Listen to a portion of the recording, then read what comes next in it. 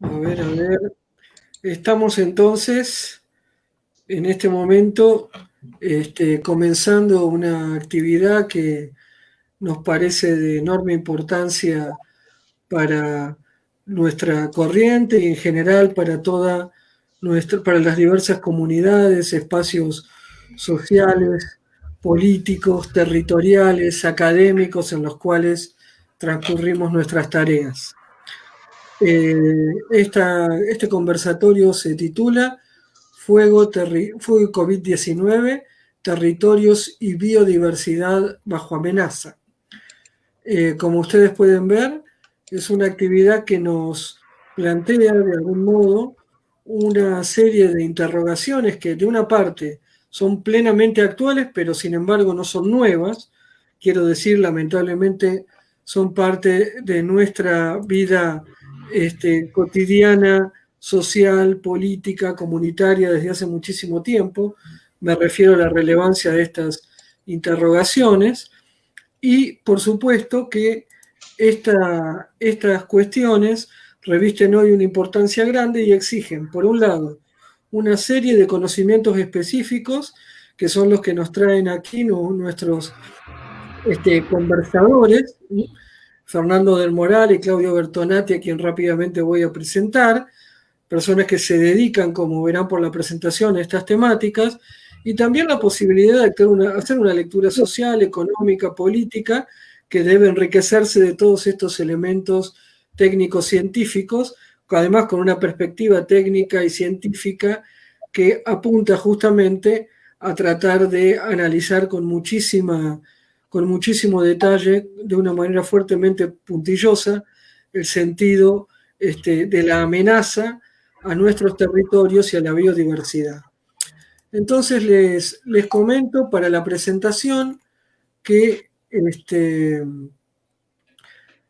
Fernando del Moral es investigador independiente con experiencia en trabajo de campo, en investigación de especies en peligro de extinción y bosques nativos, y es además militante de la corriente socialista militante argentina. Y Claudio Bertonati es naturalista, museólogo y asesor científico de instituciones gubernamentales, instituciones científicas, gubernamentales y no gubernamentales, con vasta experiencia en la investigación y conservación del patrimonio natural y cultural nacional. Muy agradecidos y agradecidas entonces, les vamos a dar la palabra. No sé quién quiere comenzar primero, pero van a tener unos minutos, unos 15 de intervenciones cada uno de ellos, y luego, amén de alguna pequeña síntesis que yo ofrezca, vamos por supuesto a retomar el diálogo y abrirlo a quienes nos están viendo por el Facebook Live de la Corriente Socialista Militante Argentina. Invitamos por supuesto a todos los compañeras que se sumen. Adelante entonces. Bueno, si me lo permiten, quería, primero agradecer esta invitación. Para mí es muy importante que desde la política podamos abordar estos temas y echar distintas miradas, ¿no? Entonces, si me lo permiten, quería compartir con ustedes la pantalla con una presentación de PowerPoint. A ver si puedo lograrlo.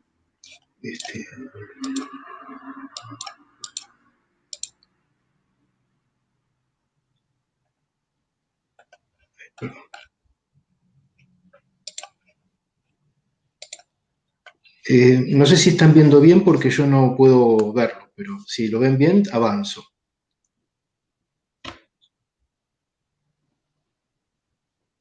¿Se ve bien? Se ve. Perfecto, bueno, muchísimas gracias.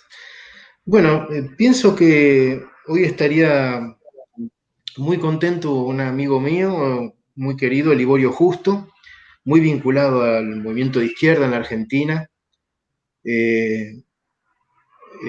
Liborio Justo fue un personaje polifacético. Si bien él tenía una gran militancia en la izquierda, fundó el Partido Trotskista en Argentina, también cultivó la historia, fue un gran historiador, con una mirada muy particular, muy diferente a todas las hegemónicas, y al mismo tiempo fue un escritor muy prolífico también en materia de asuntos ambientales, diríamos hoy. Él era un amante de la naturaleza y creo que por esa doble o triple condición que él tenía, la política, la historia y la naturaleza, hoy celebraría este encuentro entre nosotros. Así que va este recuerdo para él. Y bueno, primero quería compartir, para ir de lo general a lo particular, que tenemos la suerte de vivir en un mundo espectacular en materia de diversidad biológica, con casi 1.900.000 especies descritas o conocidas, a las que podríamos sumar los registros fósiles que nos hablan o nos permiten conocer la existencia de más de 60.000 especies que alguna vez poblaron la Tierra y hoy ya no están. Sin embargo, cuando entramos a nuestro territorio y echamos un vistazo, esa diversidad se sigue manteniendo espectacular, pero es bastante desconocida por quienes la habitamos. Es decir, nuestras grandes unidades de paisaje, más de 18 regiones ecológicas, con cerca de 150.000 especies de plantas y de animales y hongos silvestres, realmente es un capital natural gigantesco, pero poco conocido y poco cuidado. Más de 300 especies de las que tenemos están amenazadas de extinción, y algunas de ellas, como la que están viendo ahora, el zorro lobo de las Islas Malvinas, extinto por completo de la faz de la Tierra.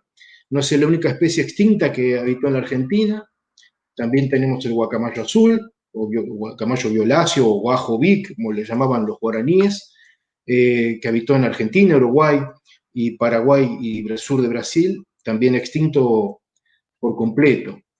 También extintas por completo un pequeño escarabajo acuático que muy pocos conocen, ni siquiera sabemos que existió ya, y 2 de las 5 especies de caracoles acuáticos que vivían en los rápidos de Apipé que sepultó la represa Yacyretá. A ver, cuando nosotros hablamos de esta diversidad biológica, de esta diversidad, esta riqueza de especies, de paisajes, de genes, sabemos que nos ofrecen materias primas, es decir, recursos que usamos como bienes de uso directo, pero también esas especies que conforman ecosistemas brindan lo que llamamos servicios ambientales o contribuciones o servicios ecosistémicos, que es la producción de oxígeno, de suelos fértiles, la protección de las nacientes de los ríos, la producción de fauna, la estabilidad climática. Pero como estos servicios o procesos ecológicos que nos dan servicios son invisibles, normalmente esos ecosistemas están lejanos, nosotros esa valoración no la tenemos muy alta. Y cuando hablamos del valor de esos paisajes o especies por lo que representan desde lo emocional, desde lo estético, desde el escenario que fue protagonista de la historia desde los pueblos originarios para acá, tampoco valoramos mucho esas condiciones. Es decir, que la valoración es mayor cuando tocamos la madera que vamos a usar como leña o para calentarnos, cuando pescamos una merluza y nos la comemos, pero cuando hablamos del valor simbólico del cóndor, del yaguareté o de los Altos Andes, donde fue la gesta épica de la liberación de nuestros países, prácticamente eso no cotiza.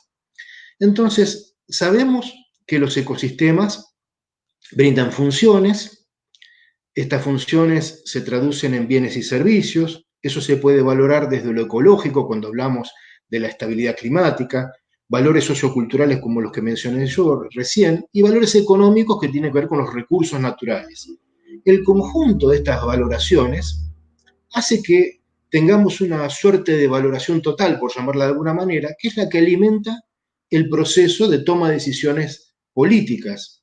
Entonces ahí cuando esa toma de decisiones vuelve a los ecosistemas en cuanto al manejo. Pero cuando revisamos la situación ambiental de Argentina, vemos que ese manejo es coherente con una mala valoración o con una escasa o pobre valoración de ese capital natural.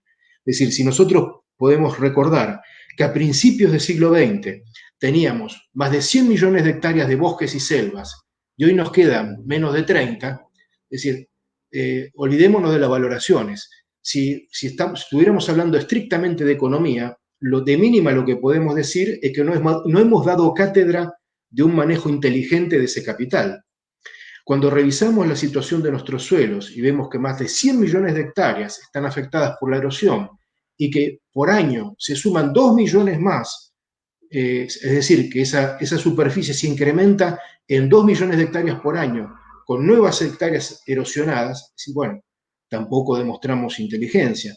Cuando revisamos los residuos líquidos que vertimos al Río de la Plata o a todos los cursos de agua de la Argentina, nos damos cuenta que la enorme mayoría no tienen tratamiento previo. Cuando revisamos nuestra matriz energética y nos damos cuenta que más del 85% está enraizada en los combustibles fósiles y apenas menos del 10% en recursos renovables o energías limpias, vemos que es el mundo del revés. Tendríamos que revertir, dar vuelta totalmente a esa situación. Tampoco, como conocemos poco nuestras plantas silvestres, nuestros animales silvestres, nuestros hongos silvestres, y somos prácticamente incapaces de nombrar 10 especies de nuestro entorno inmediato, bueno, también recibimos invasiones de especies de otras regiones, de otros países, de otros continentes, que actúan como si fueran virus letales, contaminando biológicamente nuestros paisajes, arruinándolos, compitiendo con las especies locales, amenazándolas de extinción e impidiendo, lo que es peor, que esos ecosistemas puedan seguir produciendo esos bienes y servicios. Cuando uno revisa la superficie cultivada argentina, es prácticamente similar a la de las áreas protegidas de la Argentina. Esta ecuación también no es muy inteligente. Nosotros tenemos cerca de 660 áreas protegidas que cubren, contando por supuesto las áreas marinas, ¿no? Menos del 15% de la superficie continental, y esto realmente es un problema porque las áreas naturales protegidas, los parques nacionales, las reservas provinciales, las reservas municipales, son las que funcionan como la caballería de la conservación, no solamente de la diversidad biológica, sino también de estos servicios de los cuales dependemos. Y cuando revisamos esas 18 ecorregiones que mostramos hace unos minutos, vemos que hay muchas de ellas que tienen menos del 10% de la superficie protegida a nivel provincial, cuando revisamos las provincias, y hay varias provincias que tienen menos del 5% de su superficie protegida. Es decir, que es algo que debería preocuparnos, porque la carencia de áreas protegidas tiene un correlato muy directo con, entre otras cosas, las pandemias como la que estamos padeciendo ahora. Por eso no es casual que ante fenómenos como el cambio climático, que en pocos años pudo tomar el protagonismo que amerita esta consecuencia de los problemas que generamos, siempre aparecen las áreas protegidas como las herramientas inmediatas más eficaces, más veloces para mitigar, para amortiguar o resistir ese cambio y al mismo tiempo para salir adelante. Pero también tendríamos que computar que así como tenemos un 15% aproximadamente de áreas naturales protegidas, tenemos un 85% que no está protegido. Quiere decir que gran parte de la supervivencia, no de la diversidad biológica, sino de los argentinos, va a depender de cómo administremos ese 85%. Y cuando revisamos las áreas que consideramos protegidas a nivel regional, es decir, en toda América Latina, vamos a ver que lo que consideramos protegido no siempre lo está en la práctica. Ahí lo que ustedes están viendo es un conjunto de extracciones mineras en el Parque Nacional Canaima, en Venezuela. Esto que se ve es ilegal. El Parque Nacional que contiene el Salto del Ángel, un sitio así emblemático a nivel mundial. pero esto sucede. Y cuando vamos a nuestro territorio, nos encontramos que en los últimos años las reservas más cercanas a las ciudades son intrusadas, son invadidas para explotaciones mineras. La anterior en el Ramallo, provincia de Buenos Aires, esta es la Reserva Provincial Quebradas Conchas en 2018, en la provincia de Salta, provincia de Corrientes, el Riachuelo, donde una vez más entraron a operar maquinarias para abrir paso a un gasoducto. Ciudad de Vita, el municipio de La Matanza, donde vemos cómo se arrasó. Esto es dentro de un área teóricamente protegida.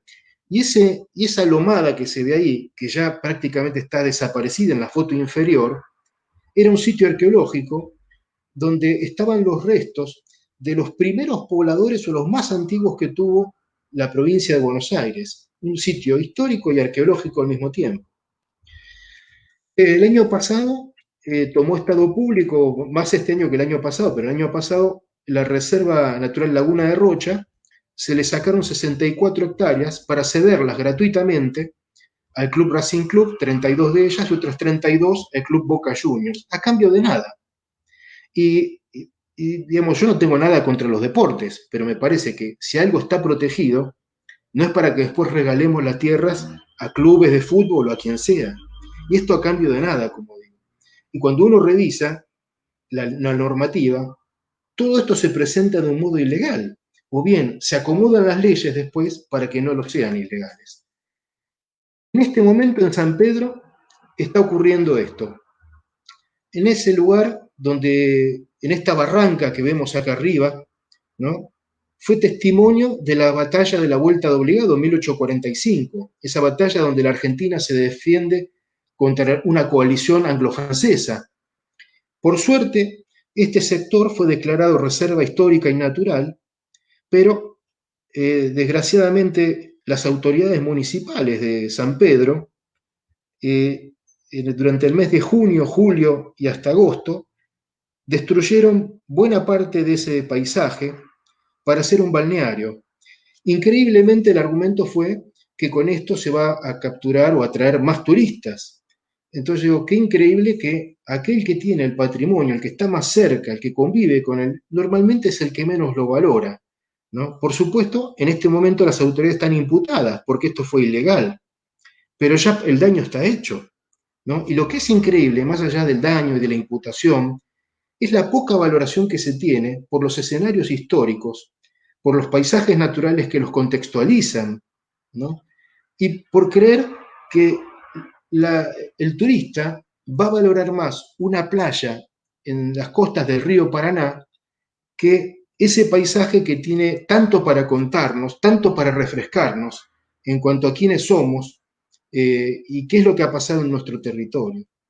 Entonces, cuando uno revisa la naturaleza y los paisajes, encontramos que forman parte de lo que llamamos el patrimonio integral, un patrimonio que se nutre de la naturaleza y de la cultura, y que se ensambla muchas veces en lo que hace a nuestra identidad. Cuando nosotros decimos, llamamos al garrobo o tarco, damos el nombre de ombú, o mencionamos la pasionaria o burucuyá, estamos usando nombres locales que tienen que ver con los pueblos originarios o con los criollos o con los inmigrantes, con mitos, con leyendas, con tradiciones. Cuando uno habla de la Pachamama, es una tradición y un rito y una creencia que hemos heredado de pueblos que han habitado en nuestro territorio hace más de 10.000 años. Sin embargo, cuando yo digo tenemos que revisar por qué la situación ambiental es crítica, yo diría que es interesante e importante y necesario revisar cuáles son las causas, distinguir más que revisar, cuáles son las causas, cuáles son los problemas y cuáles son las consecuencias, porque muchas veces, sobre todo a nivel mediático, causas, problemas y consecuencias se abordan todos por igual y se los mencionan como problemas. Y en realidad, los grandes problemas, las grandes causas que generan nuestros problemas ambientales son mentales. Por eso yo celebro que esté una filósofa entre nosotros porque esto tiene mucho que ver con cómo estructuramos nuestro pensamiento. Y acá encuentro dos ejes o dos grandes ideas que tenemos que desterrar por erróneas. La primera es que nosotros creemos, muchos de nosotros, muchas personas creen que no forman parte de la naturaleza, que la naturaleza es otra cosa. Nosotros somos una cosa y la naturaleza es otra. Eso es casi patológico. Nosotros formamos parte de la naturaleza, que nos aislemos en viviendas, en ciudades, que van marginando los relictos naturales y quedando cada vez más chicos y más lejos es otro tema. Pero nosotros formamos parte de la naturaleza. El segundo tema a desterrar es que la naturaleza es improductiva.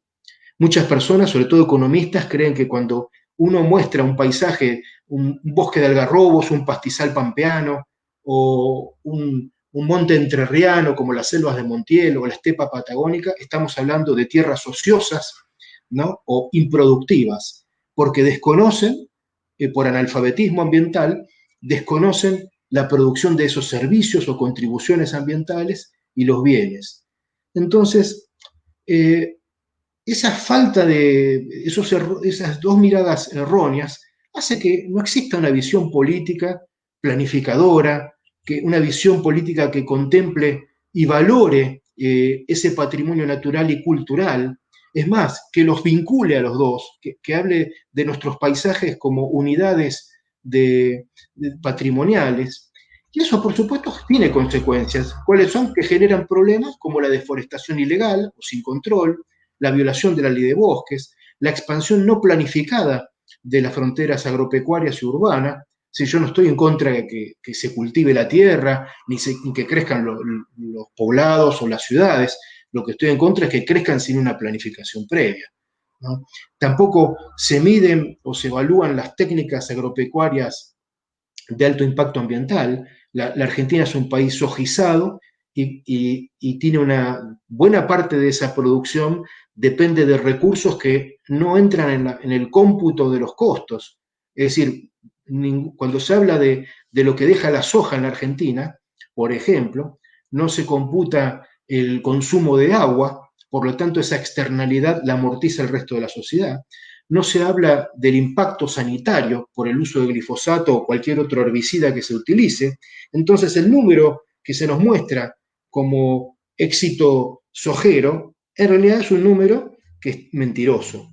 ¿No? Es mentiroso.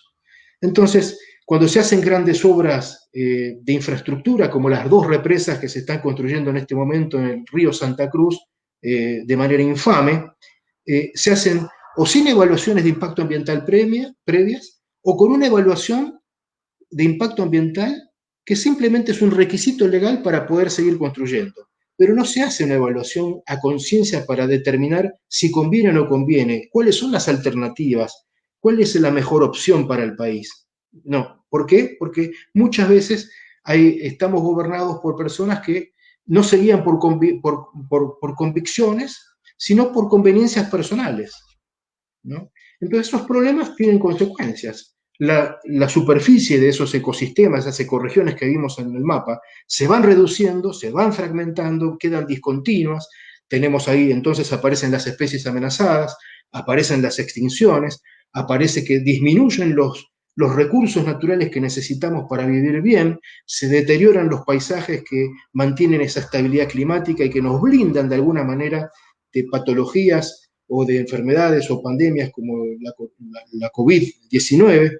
Y por supuesto, al tener menos recursos hay más pobreza. Si en la Argentina de hoy no hay más pobres o indigentes, es porque todavía hay personas que pueden manotear la madera de los bosques, que pueden pescar, pueden cazar, pueden cultivar la tierra. Entonces, no ver esto implica seguir sobrecargando al país de presiones hasta que en algún momento, bueno, seguramente no vamos a aguantar, la Tierra no va a aguantar y, y padeceremos esas consecuencias. Yo espero que no, y justamente me parece que estas conversaciones sirven para que podamos pensar de qué manera podemos salir adelante mejor. Disculpen si me excedí del tiempo que tenía. No, por favor, Claudio, muchísimas gracias por una intervención y todos los aportes que nos has hecho. Así que ahí seguiremos dialogando y ahí le damos la palabra a Fernando. Bueno, bueno, antes que nada, gracias a Flavia por moderar. Se me escucha bien, ¿no? Se escucha. Bien. Sí, Bueno, sí. a Claudio, siempre la caracterización tanto ambiental y social que ha brindado es de una forma muy acabada, que recorre también, ¿no? El tiempo y me parece que hay un punto que es muy interesante, que sobre todo el tema ambiental, como bien decía Claudio, el tema de pertenencia también, o el sentido de pertenencia tanto a los bosques, a la biodiversidad, siempre se ha visto como algo exótico, lejano en la vida citadina, si se quiere, de sociedad de consumo que llevamos hoy en día, ¿no? Me parece que la cuestión del COVID-19 ha puesto en boga cuán vinculado estamos, bueno, y Flavia también como filósofa podría en un momento ampliar todo esto, de que en el momento del siglo de las luces también, bueno, Rousseau, que también lo hablan nuestros pueblos indígenas, esta pérdida de vinculación, ¿no? Del hombre actual como una suerte o una constitución artificiosa, totalmente ajena a la naturaleza, que ve a la naturaleza no solamente como una conformación exótica, sino hasta muchas veces como hostil. O sea, todo lo que viene de la naturaleza es hostil. La concepción sobre los habitantes que están en el mundo natural, sean especies carnívoras, o sean hongos, o sean bacterias, o sean los procesos biológicos, ecológicos, evolutivos y demás, no solamente se ven de una forma estertoria, de una manera que genera hostilidad, sino que también no forman parte, no nos encontramos vinculados. Me pareció muy interesante la exposición de Claudio, y a mí me parece que estamos viviendo un tiempo no solamente en donde la naturaleza en su funcionalidad está sufriendo una fuerte erosión, en su funcionalidad biológica, en su funcionalidad ecológica. De hecho, un bosque naturalmente responde a las dinámicas de fuego como responde a las dinámicas de lluvia. Eh, el bosque cuando es saludable, cuando tiene su estructura florística, los equilibrios nunca existen, pero cuando tiene su estructura florística, eh, podemos decir, conjugada o es funcional en cuanto a su estructura, un bosque saludable, sano, puede responder tanto a eventos de fuego naturalmente. De hecho, el fuego nunca avanza en bosques bien establecidos, en bosques que son maduros. El fuego tiene un impacto que puede ser moderado a bajo.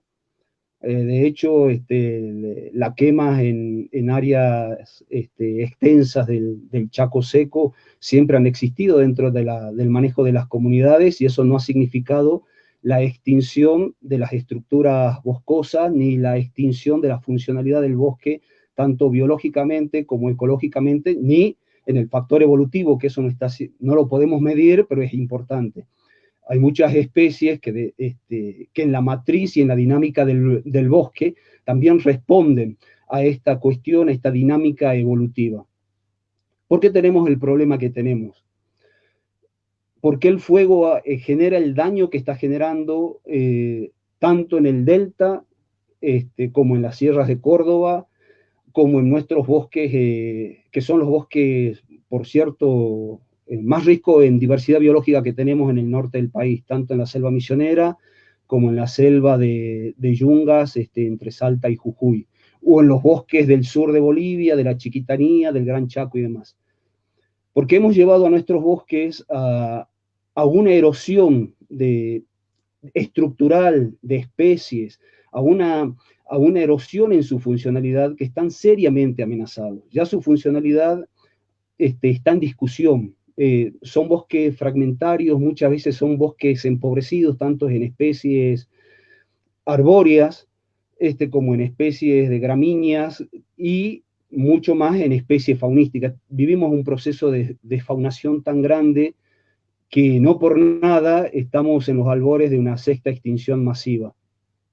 Y yo pienso que ahí estamos en un punto de inflexión muy grave, porque no solamente estamos viendo toda esta pérdida de funcionalidad, sino que nuestro vínculo con el bosque y nuestro vínculo con los ecosistemas está roto, está totalmente roto. Lo poco que queda son algunos vínculos de pequeños grupos campesinos todavía vinculados a la ganadería bajo monte o al uso de agricultura familiar vinculada a los servicios que presta el monte nativo, cacería de subsistencia, pero la sociedad de consumo que hemos construido, la sociedad de consumo que se fue constituyendo en el marco de este capitalismo de principio de siglo, con esta umbrela, si se quiere, de liberalismo que está plenamente asociado con la libertad de mercado, la libertad de consumo. Pensamos que la tierra en sus servicios o lo que podamos hacer de la tierra es totalmente o netamente infinito, ¿no? Que inclusive es una contradicción muy fuerte hasta en la historia evolutiva del hombre y hasta en la vinculación que hemos tenido nosotros como especie o como aparición de especie en la corta vida que llevamos como tal con el bosque. Entonces hay un vínculo que está roto, un vínculo que se ha roto y que nos hace ver todas estas cuestiones como exóticas, inclusive como románticas. Yo pienso que estos tiempos de pandemia hay que prestarle mucha atención a estos aspectos. Están aflorando, pero también tenemos que tener mucho cuidado en no caer en la trampa de algunos ideólogos capitalistas y liberales que en estos tiempos de acentuación, de necesidad abrumadora de materias primas, nos hacen pensar o nos hacen creer que la forma que necesitamos ahora de desarrollo es meter más presión en las pocas áreas naturales, en las pocas áreas silvestres que nos están quedando.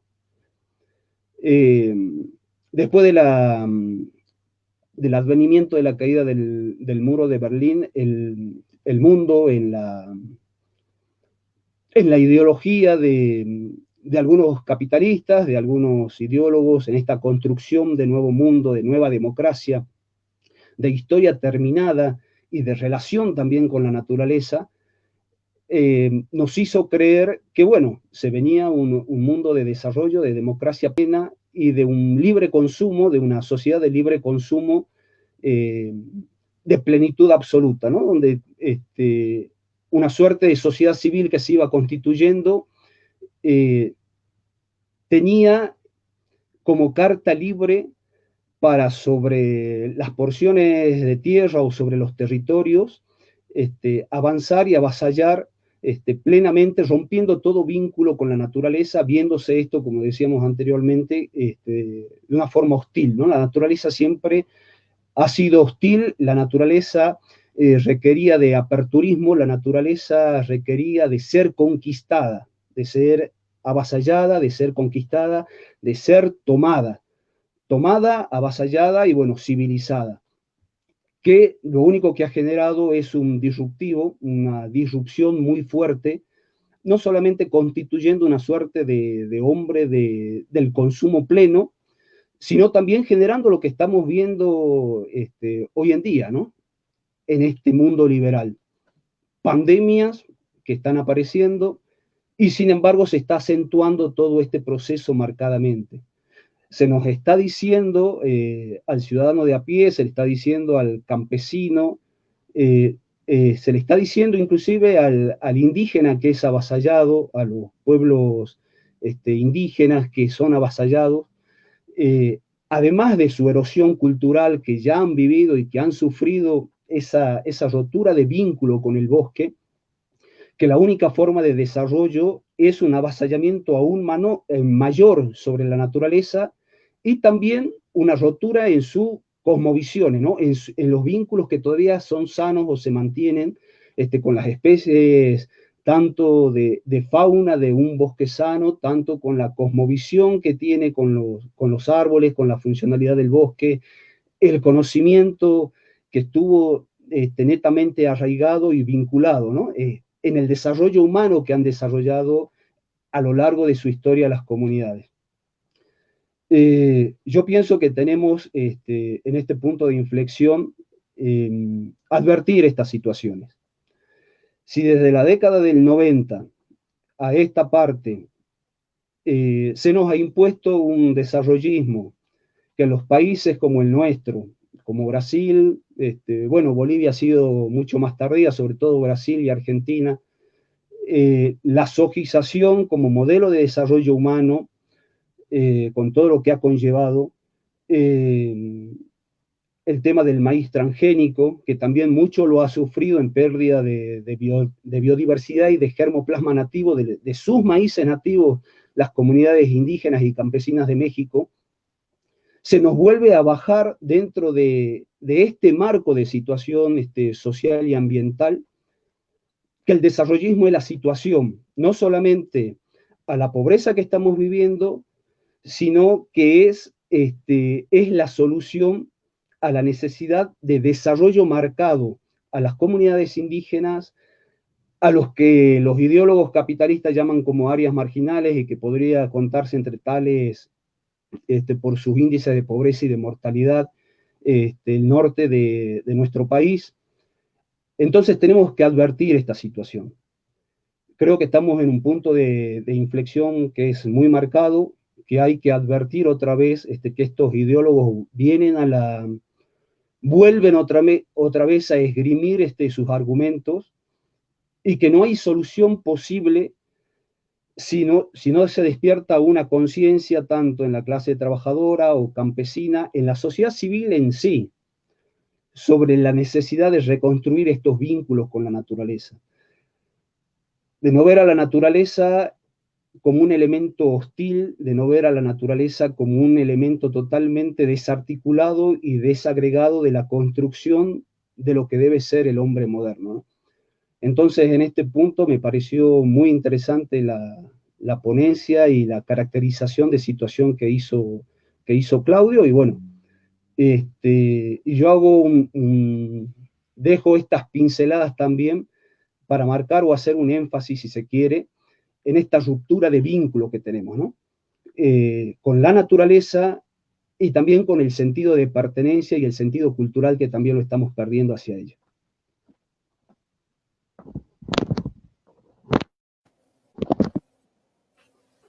Bueno, muchísimas gracias, Fernando, por tu exposición muy clara, con muchísimas sugerencias que seguramente podremos retomar.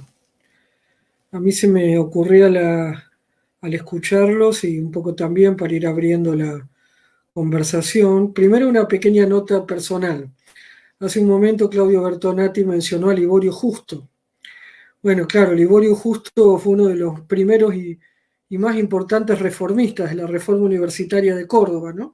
Donde yo soy docente universitaria, y hace muy poquito en la facultad me tocó cuidar de la publicación que seguramente saldrá en cuanto esta situación nos permite en papel, y te acercaremos, Claudio, de una cantidad de textos escogidos de Liborio Justo. Así que bueno, no puedo dejar pasar la mención porque para mí es gratísima. Así que bueno, esas cosas de la vida que aguardan así los azares que no son tan azares. Y solo luego decir algo que me parece importante, que para mí se deduce de ambas intervenciones, que es lo siguiente. Evidentemente en esta viejísima discusión entre naturaleza y cultura, también entre naturaleza y libertad, en el sentido de la idea que la naturaleza sería el lugar de la necesidad y la libertad sería el ámbito del ser humano, que entonces a partir de su libertad, o sea, de su capacidad de determinarse hace lo que quiere con el mundo, incluida la naturaleza respecto del fenómeno de lo viviente, uno lo que encuentra que en esas viejas discusiones, naturaleza, cultura, necesidad, libertad, hay un punto claro de inflexión y que está marcado por un régimen de producción que tiene su historia, porque la naturaleza, en la medida en que está vinculada con la experiencia humana, tiene historia, ¿no? Y entonces, evidentemente, ese régimen de producción, que es un régimen de organización social, económico, política, cultural, simbólica, y por supuesto de relación con la naturaleza entendida como ese mundo de lo viviente, ¿no? De lo viviente, digo, en todas sus manifestaciones y articulaciones, evidentemente allí aparece ese proceso de inicios del capitalismo como sistema, de esa forma de la explotación capitalista, tanto de los seres humanos unos respecto de otros, como una manera de organizar el trabajo respecto de la naturaleza como tal, de los territorios, de los espacios, el modo en cómo se entiende. Me gustó mucho lo que dijo Claudio, un espacio como espacio productivo, ¿no es cierto? Cuando uno menciona esta palabra, ¿a qué está aludiendo? ¿No?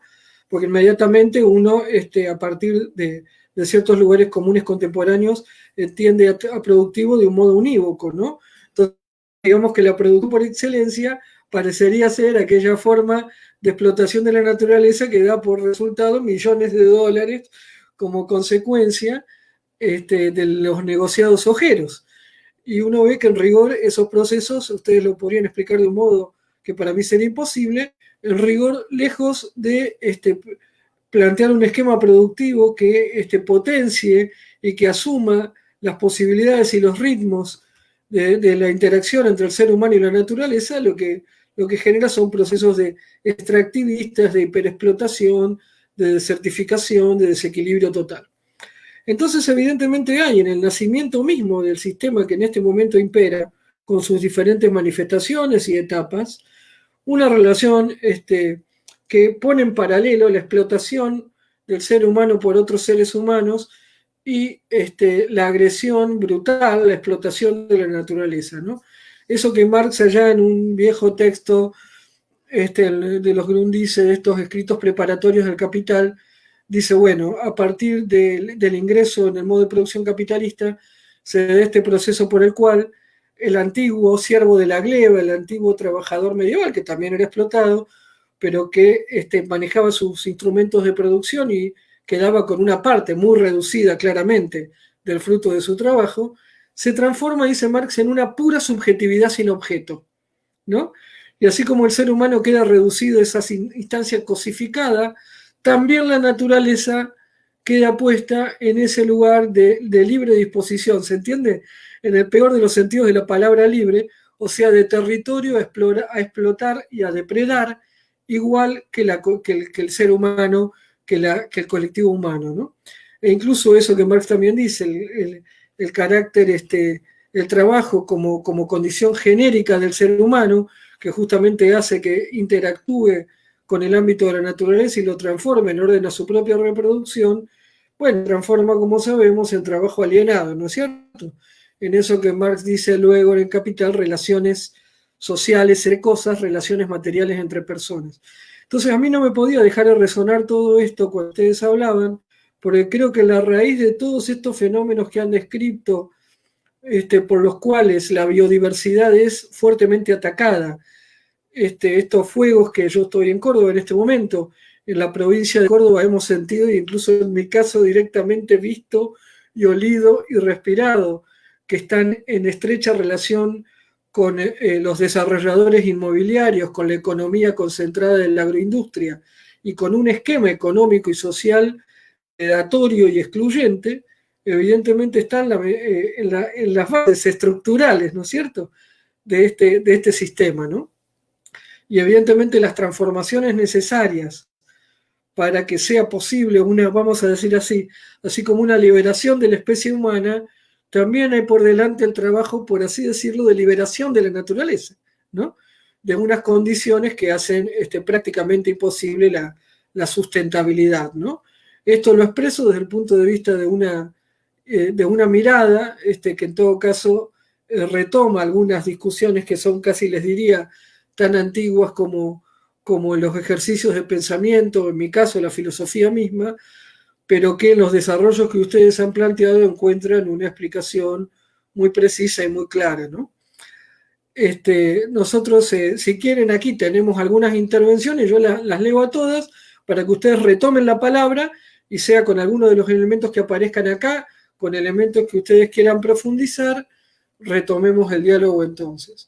Bueno, primero agradecer mucho a todos los compañeros, compañeras que están aquí asistiendo a este conversatorio. Aquí tenemos gente, leía, de Honduras, de Colombia, de mi queridísima Rosario, mi ciudad natal, y aparecen algunas intervenciones que leo de continuo, ¿sí? Para que luego las vayamos.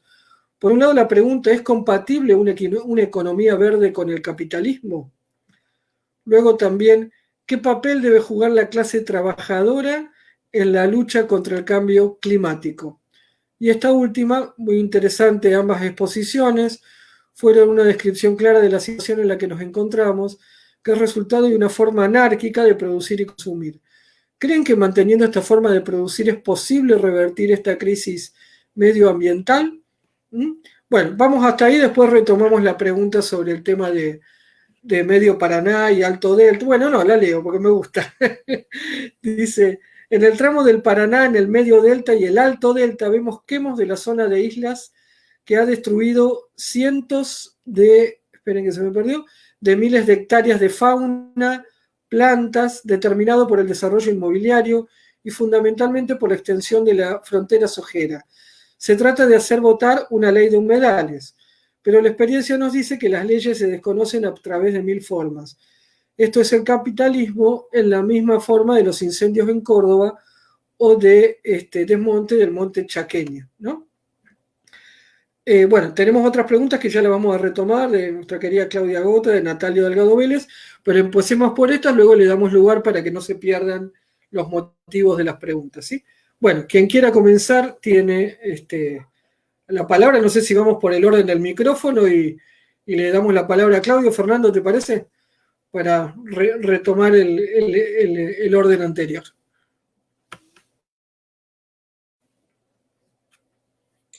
Bueno, muchas gracias.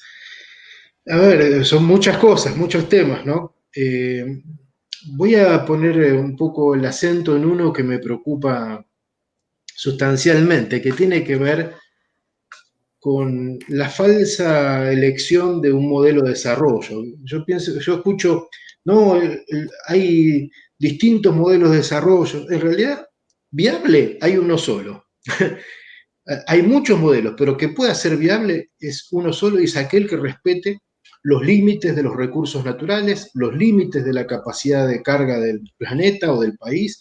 Esto es como tener un gran capital. Si uno no es inteligente, consume los intereses y el capital y a la larga queda arruinado.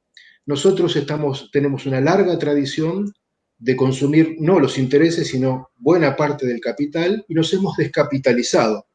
Entonces, alguien había acotado si con estos modelos productivos vamos a salir de la crisis. Digamos, realmente hay que tener una fe muy poderosa para poder creer que sí, porque estas mismas modalidades productivas, sin planificación previa, utilizando las tasas más altas de consumo de herbicidas, pesticidas o agroquímicos, digamos, no, sin planes de ordenamiento territorial, eso nos llevó a donde estamos hoy, y no estamos precisamente gozando de los frutos de esa riqueza. No, hoy la Argentina es un país empobrecido tremendamente.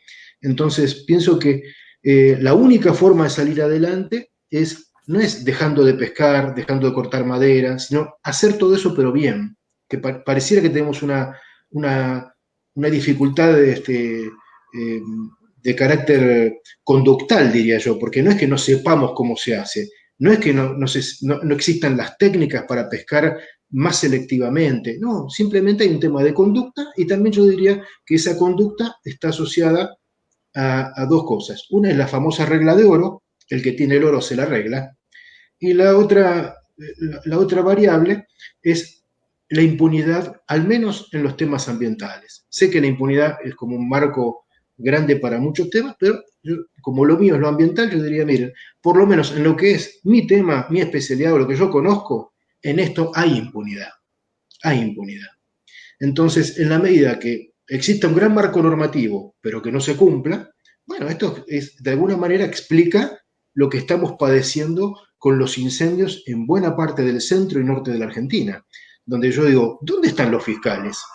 ¿Dónde están las investigaciones de los jueces para esclarecer cuáles son las causas, quiénes son los responsables y cuáles van a ser las condenas y las penalidades? Porque en la medida que eso no exista, bueno, es como no contar con el respaldo o la garantía de la justicia, ¿no? Y la justicia es el débil intento del hombre por codificar la decencia.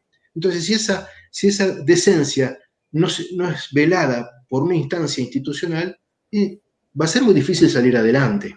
Va a ser muy difícil. Yo pienso que tenemos los recursos humanos, el conocimiento tecnológico, pero tenemos que trabajar mucho lo que tiene que ver con la conducta humana, con el nivel de civilidad, ¿no? Y pienso ahí que la dirigencia política tiene una deuda muy grande. Yo viví un fenómeno maravilloso que espero volver a ver. Cuando veníamos de padecer las dictaduras militares, y empezamos a ver a principios de los 80 que existía la posibilidad del retorno de la democracia, ahí, digamos, no había grieta posible, había diferencias entre los distintos partidos o referentes políticos, pero peronistas, radicales, comunistas, socialistas, se hacía un bloque común para que vuelva la democracia. Esa fue una causa común maravillosa. Yo anhelo volver a ver una causa común que nos pueda unir a todos, independientemente de nuestras formas de creencias políticas, religiosas o de las que fueran, atrás de algo común. Y ese algo común debería ser un desarrollo auténtico, un desarrollo que sea respetuoso con las distintas culturas que habitan la Argentina, con sus paisajes y con la capacidad productiva de esos paisajes. Entonces, en la medida que eso aflore, yo creo que tenemos ahí una esperanza muy grande.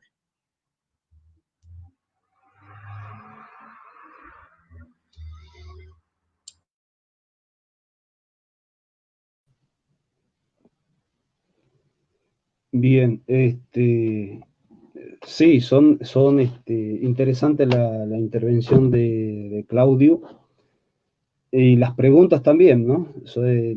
Creo que ponen y hacen, puntualizan y hacen un marcaje, si se quiere, muy álgido también en el sistema.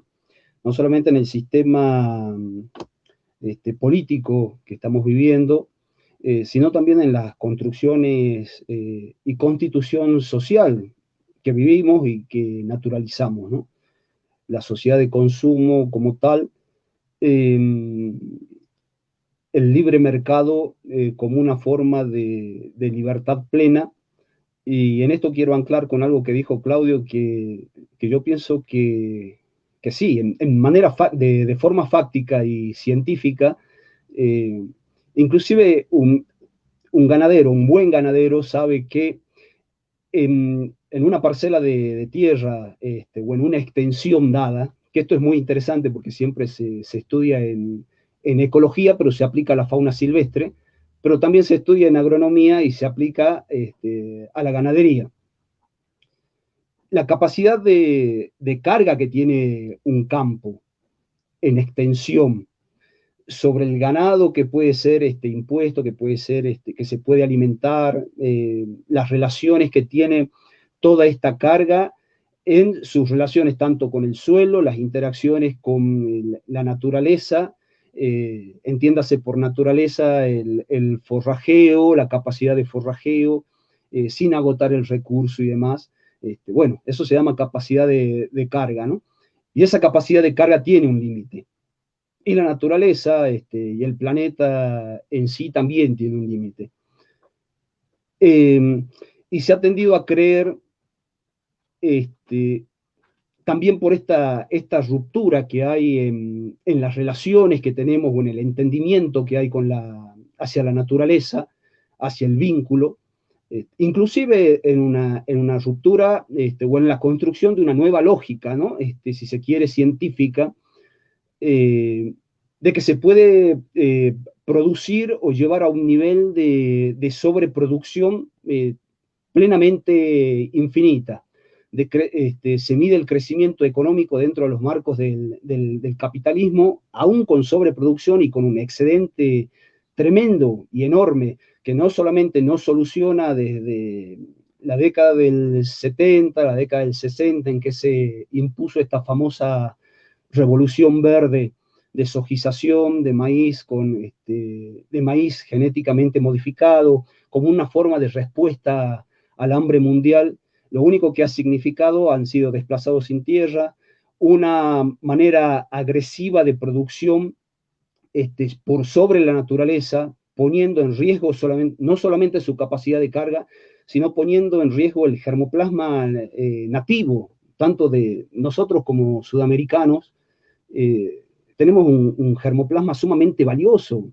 Lo tiene México, pero muy pocas veces sabemos que acá en Argentina hay más de 10 variedades de maíces nativos.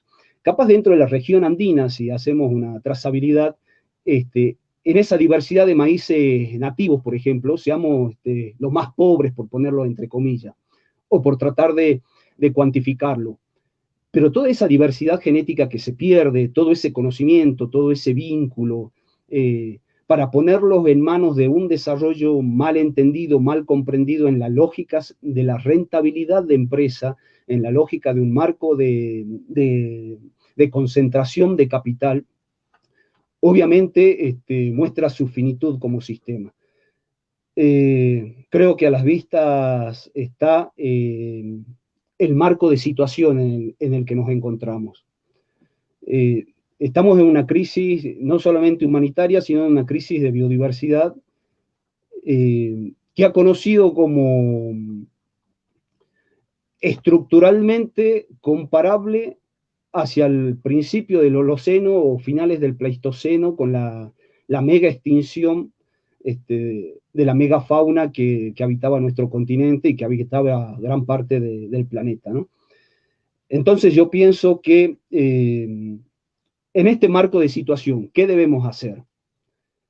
Donde se ha perdido funcionalidad de muchos ecosistemas, por eso los incendios o las inundaciones tienen la acentuación, si se quiere, que tienen, porque ya ni siquiera algunos ecosistemas pueden responder a estos eventos, teniendo en cuenta que muchas veces los responden naturalmente, sino esta ruptura de funcionalidad, tanto en sus procesos biológicos, en su proceso ecológico y en el proceso evolutivo, que no lo podemos medir, porque directamente supera la vida humana, si vemos en el presente. Entonces estamos en un punto de inflexión muy marcado, muy marcado.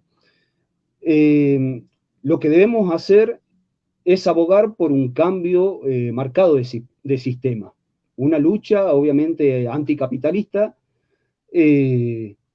con una proyección hacia una economía pensada, y si se quiere de una forma fáctica, el socialismo es una opción en esto, pero dentro de estas circunstancias yo pienso que también en el marco de cuestión en el que estamos, de actualidad tan álgida en la que vivimos, debemos apoyar todas las luchas, si se quiere, de clases, tanto de pequeños consumidores como de pequeños campesinos que abogan por una forma nueva de producción, la agricultura familiar, una relación totalmente amigable con la naturaleza, y desde esas bases hacer una presión muy fuerte a la dirigencia política actual que tenemos, que directamente está cooptada por estas ideas, porque obviamente somos un país que respondemos a la hegemonía global de turno, y aún vivimos en un mundo unipolar donde la forma de pensar, si se quiere,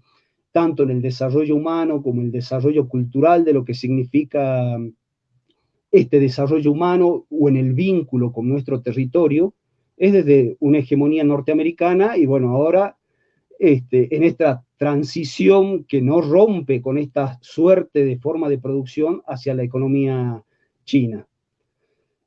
Nuestra dirigencia responde a esos cánones en este mundo de liberalismo que parece que está en crisis, pero entre esa crisis y en ese desandar lo que hace es acentuar estos procesos tanto políticos como sociales de forma de desarrollo, que bueno, que están netamente vinculados con lo que hemos vivido en la larga década del 90, ¿no? Y que aún lo seguimos viviendo con una forma de, bueno, ¿cómo vamos a desarrollar el norte de Salta? Y además el concepto de desarrollo, ¿no? Un concepto avasallante de concentración de tierra, de desplazados sin tierra, de avanzar sobre las masas boscosas, de desvincularse, de ver bueno, como bien señalaba Claudio en su momento, de ver directamente a los ambientes silvestres como improductivos.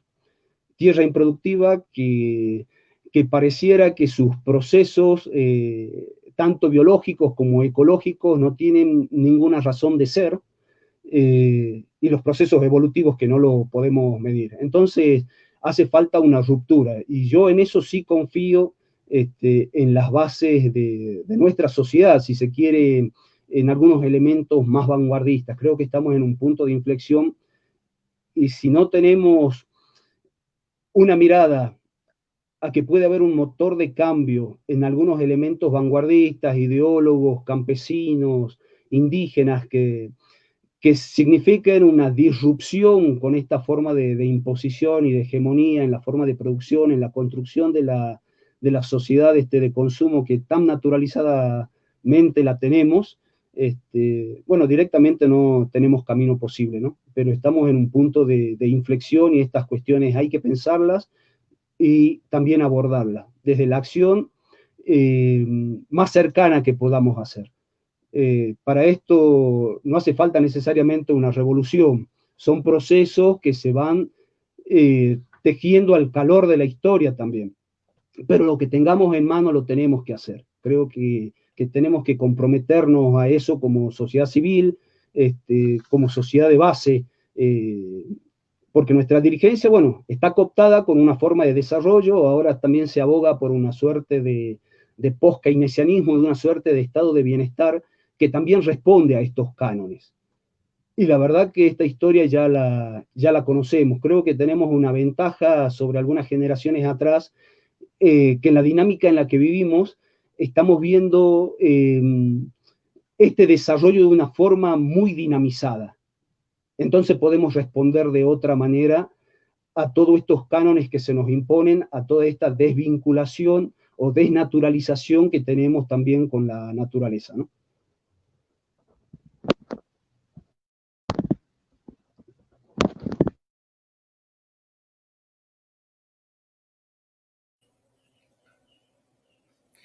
Me parece importante retomar algunos conceptos y para luego continuar con las preguntas y las intervenciones de ustedes.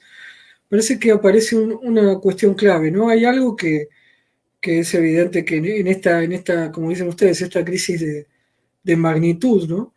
Hay algo que evidentemente, sobre todo a partir del siglo XIX, las formas de explotación capitalista del XIX en adelante se llamaron eso de como la liquidación del tiempo histórico, ¿no? Ese proceso bestial de aceleración, en lo cual quizá los cambios que duraban varias generaciones se restringieron enormemente. Bueno, uno podría decir que a nivel del significado que ha tenido para la naturaleza, para la biodiversidad, los niveles de explotación del sistema capitalista fuera en los países centrales o en países como los nuestros, en donde el extractivismo como estrategia ha sido primordial, también ha habido una suerte, entiendo yo, ustedes me corregirán, de aceleración de los procesos de deterioro, de degradación, de crisis, ¿no? Y en ese punto me parece importante, acá Fernando decía algo que quisiera resaltar.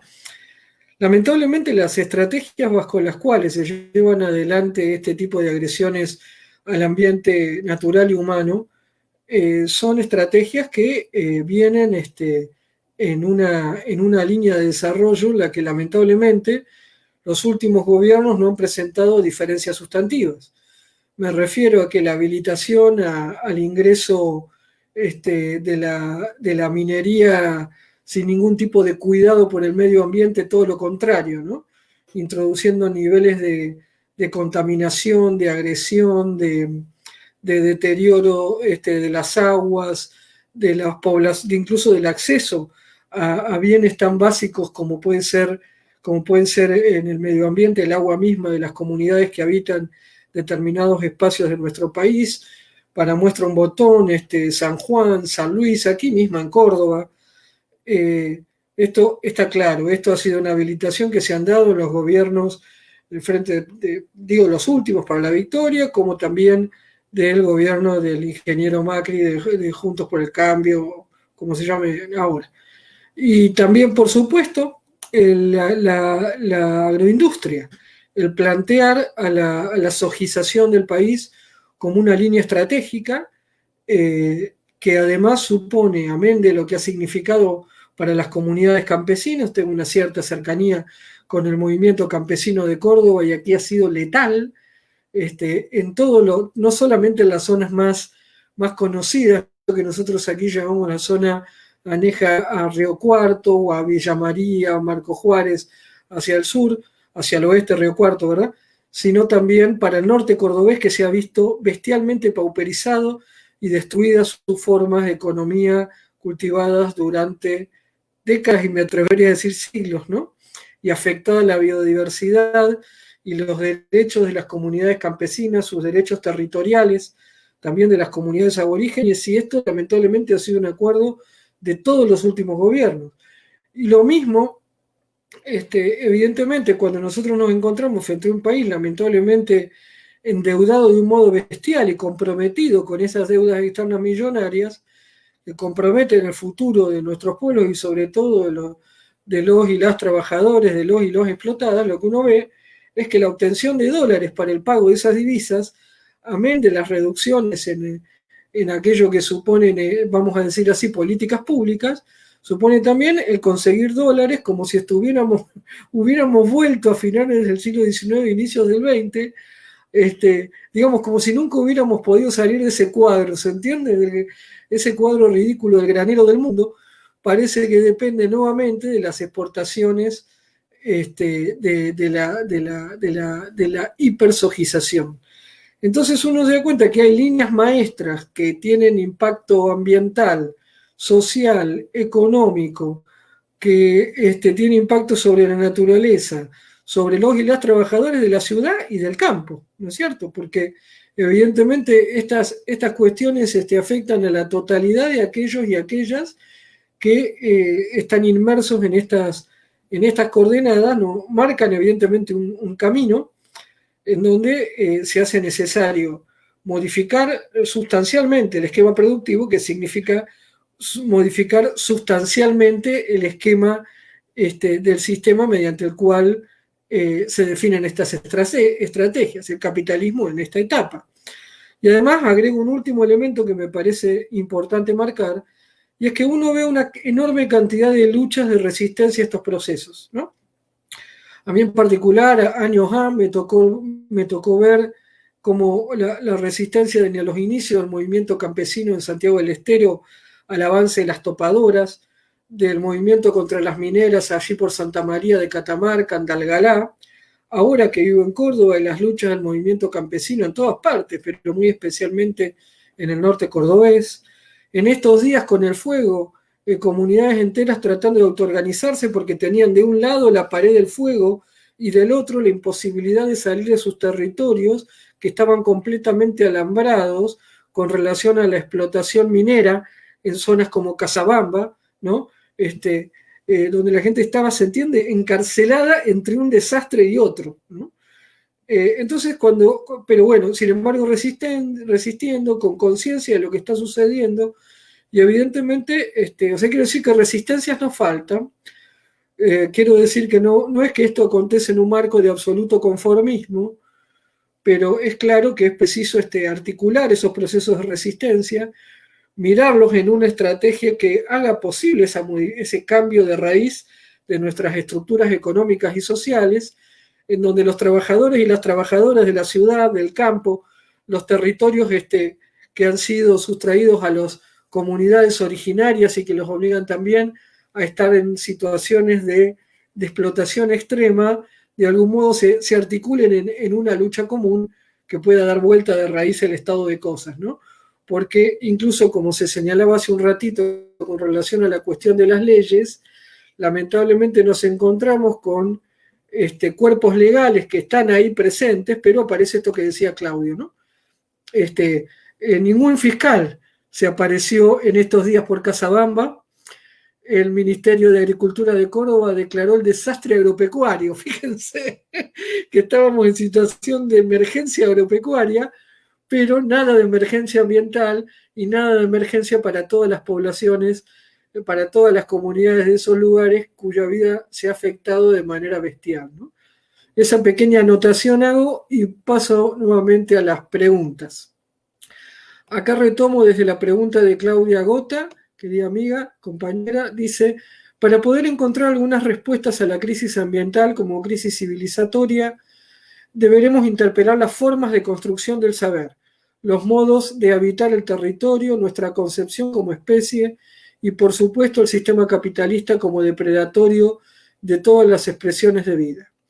Natalia Delgado Vélez, en una línea que tiene que ver con lo que plantea Claudia, dice: ¿cuál debería ser el rol de las ciencias en este salto tan necesario hacia un cambio de modelo cuando en muchas ocasiones se tornan hacia los intereses del capital? Asunto no menor, se los puedo asegurar. Las leyes y regulaciones que se plantean el cuidado de la naturaleza, en última instancia quedan en letra muerta. Mientras se votan leyes para frenar la deforestación, esta no solo no se detiene, sino que aumenta. ¿Qué balance se desprende de esto? Aquí desde la Fundación Uracu felicitan a Fernando y luego nos dicen, compañeros de la corriente, para que la naturaleza y la gente viva hace falta que el capitalismo caiga. Resulta incompatible, espérense, que se me unía, vuelvo, en otra pantalla. Resulta incompatible el capitalismo, sus leyes, sus políticos, los empresarios con la naturaleza y la mayoría de los que vivimos en nuestro trabajo. Ahí está lo que dice Flavia con las mineras, represas, o lo que tanto Fernando y Claudio mostraron de la depredación ambiental. Claro que debemos apoyar todo reclamo que exprese un paso en la conciencia de los que reclaman para que se paren las quemas o se respete la naturaleza, pero también es verdad que hay que señalar que para que se planifique de manera armoniosa la economía hay que derrocar al capitalismo. Hay reivindicaciones que el capitalismo puede conceder con más o menos presión desde abajo o a través de la acción parlamentaria, y otras que solo podrá conceder a través de la lucha. Pero también hay otras medidas necesarias que son imposibles de conseguir en este sistema porque contradicen completamente la propiedad privada de los grandes capitalistas, que es la base del sistema actual. En este sentido, pensamos que toda lucha consecuente contra el cambio climático debe ser una lucha anticapitalista y socialista. ¿Qué reflexión les merece al respecto? Bueno, hasta ahí entonces las intervenciones y preguntas. Abro nuevamente la ronda con Claudio.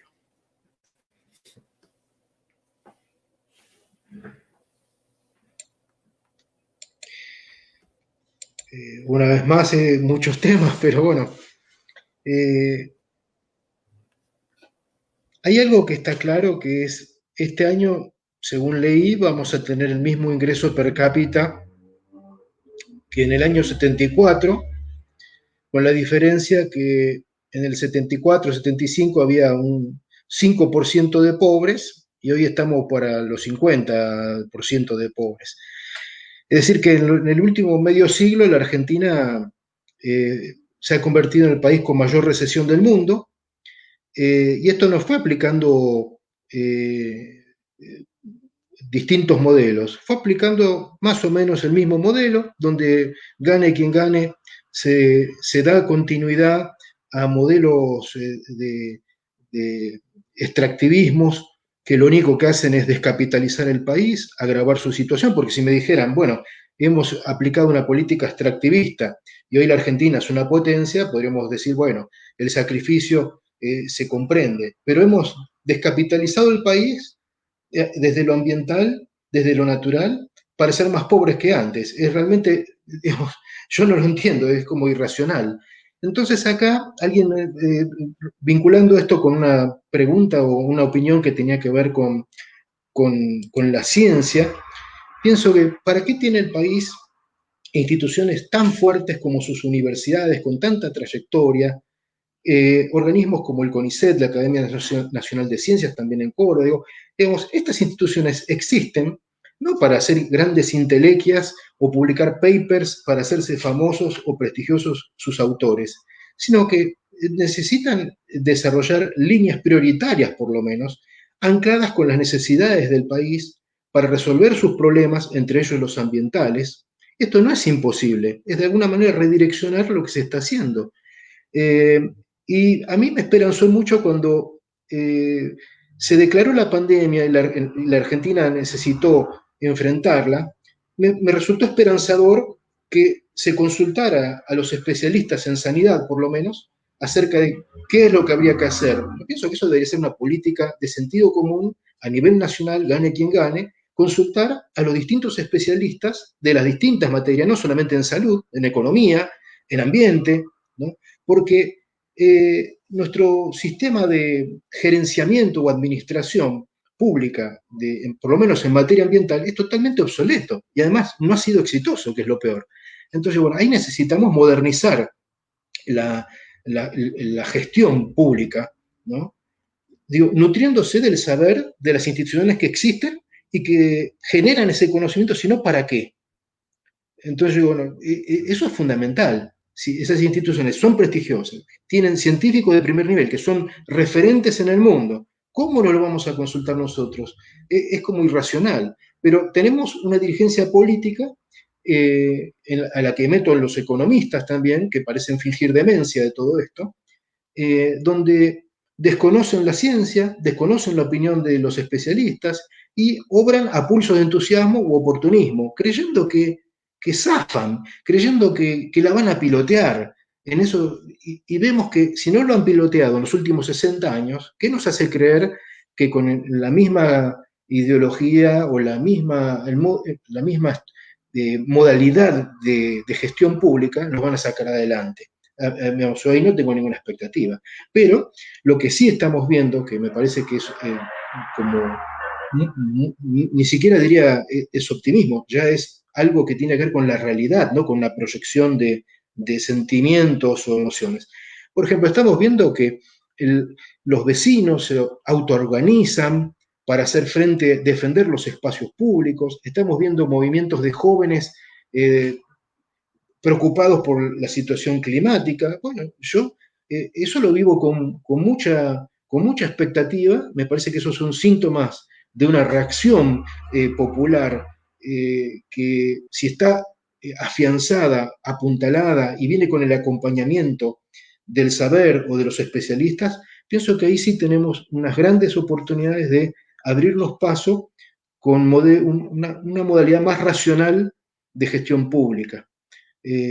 Lo que estamos viendo es, pareciera que la Argentina es militante en la pobreza, es militante en el subdesarrollo, es militante en la desesperanza, en el fracaso, y tenemos que militar en la otra dirección, justamente, ¿no? Y empezando por eh, eh, reconocer que lo que hemos hecho lo hemos hecho mal. Si creemos que hemos sido unos campeones y realmente no vamos a salir nunca adelante. Eso es lo que pienso.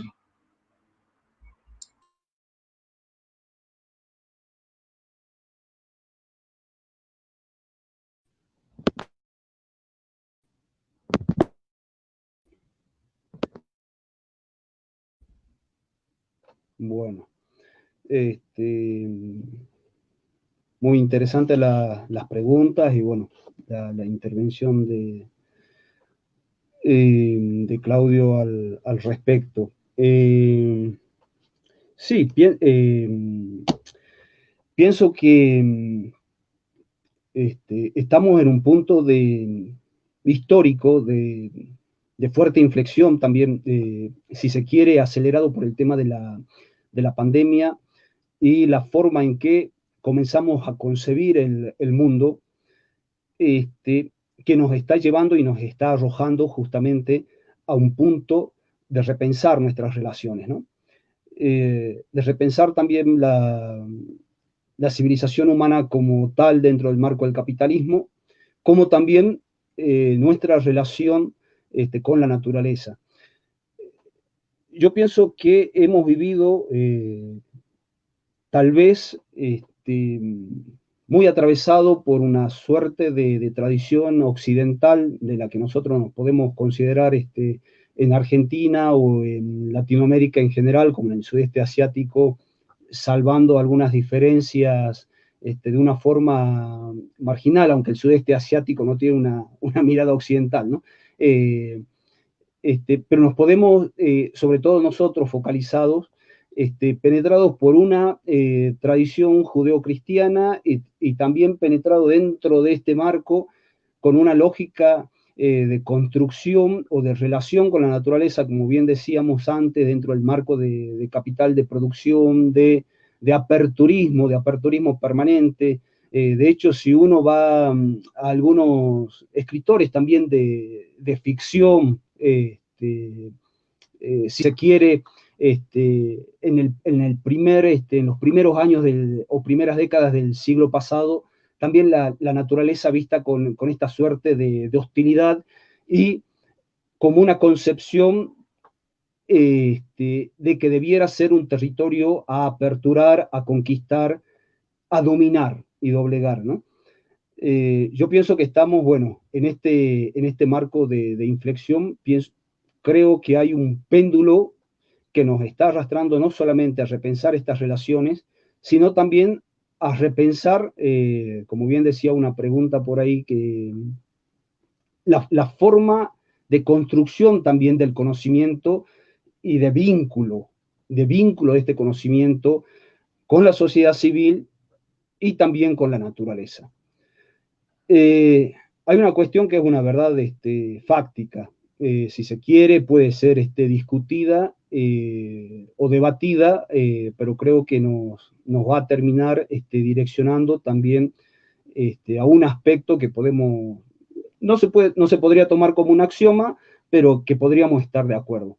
Las formas de desarrollos actuales, aún dentro del marco de un capitalismo, si se quiere, que en términos fácticos esto no es así, ha concentrado, ha acentuado, por más que ha tenido un cariz humano desde la revolución, o pretendidamente humano desde la revolución verde de la soja, inclusive el término de revolución verde, ¿no? Me remite, y hago un paréntesis aquí, hay artículos científicos, lo voy a decir de una forma muy burda, en buenas revistas con referatos, arbitradas y demás, obviamente penetradas por los intereses corporativos de Monsanto, Syngenta, otras corporaciones similares, que hablan de una actualidad de tierra mucho más verde, ¿no? Y en esta concepción romántica, en términos fácticos, también se habla, inclusive la FAO se ha hecho eco de esto, la Organización de Alimentación directamente vinculada con la ONU, para que veamos a qué punto llegan estas imposiciones o estas hegemonías que se construyen. Ha sinonimizado monocultivos de árboles o de exóticas, o la sojización, con una forma de producción de oxígeno o de una suerte de bonos de carbono, inclusive de mejor calidad que un bosque nativo, ¿no? Minimizando el bosque nativo en su concepción, minimizando las prestaciones en servicios ecosistémicos, los procesos evolutivos, la carga de biodiversidad que tiene un bosque nativo saludable. Entonces, estamos en un punto de inflexión donde hay ideólogos que también están haciéndose eco o están penetrando estas concepciones. Y lejos de romantizarlas, están abogando por una nueva construcción de conceptos, lo que debe ser un bosque nativo con una equivalencia a un monocultivo de eucalipto o de pino California. Hay una diferencia abismal entre una cosa y la otra. Entonces, pienso que estamos en un punto no solamente de marcada inflexión en la concepción que tenemos que discutir, la construcción de algunos conocimientos, el vínculo que tiene la ciencia que se constituye y cómo esa ciencia vuelve a la sociedad civil o vuelve a las necesidades que puede tener un agricultor orgánico, o que puede tener un campesino, o que puede tener un indígena, y también estos conceptos que dentro de un marco de el liberalismo en crisis, dentro del marco del capitalismo, está abogando por estas nuevas concepciones, ¿no? Evidentemente que esto tiene que cambiar diametralmente, y la abolición del capitalismo con la construcción de una conciencia de clase que lleve al socialismo, a una economía planificada, es un camino. Ahora, dentro de este marco histórico en el que vivimos, tenemos que abogar por estas pequeñas resistencias, por estas pequeñas luchas. Creo que es nuestro deber. Hay una suerte de fenómenos sociales que, a pesar de que en el marco o en la umbrela que se ha tejido discursivamente de que en la década del 90, de que la historia ya estaba terminada y la causa última del hombre moderno era esta suerte de capitalismo humano, está en una crisis muy fuerte. Y no solamente que está en una crisis muy fuerte, sino que estamos viviendo un proceso de acentuación de estos procesos en tiempo de pandemia. Nuestro deber es apoyar todas estas pequeñas luchas, señalar o tratar de vincularnos si caen en alguna suerte de posicionamiento de este sistema que vivimos. Obviamente formamos parte de un marco histórico y estamos también regidos por las leyes evolutivas y naturales que nos infringe la naturaleza. Pero lo que tengamos a mano para luchar contra el sistema, contra estas nuevas concepciones que se nos imponen aún desde organismos que presuntamente, cuando se funda la ONU como tal y demás, están respondiendo a estas hegemonías, están respondiendo a estas penetraciones, y son organismos multilaterales. que podemos esperar de nuestra dirigencia, que siempre, tenemos un canciller como Felipe Solá, que de nuevo está trayendo estas suertes de conceptos de desarrollo, ¿no?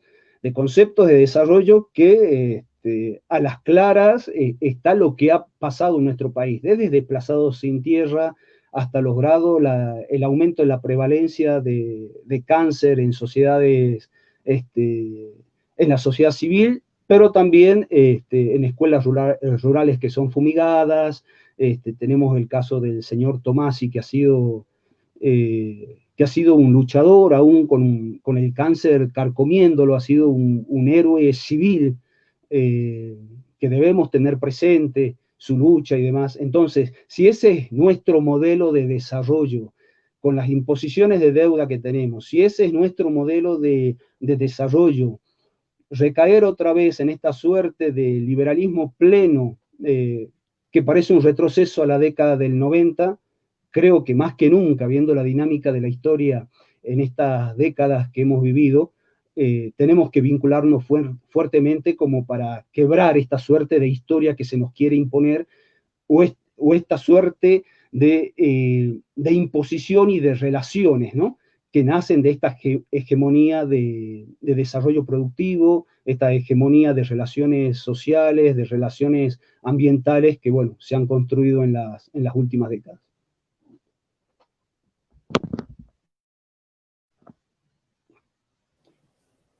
Gracias, Claudio. Gracias, Fernando.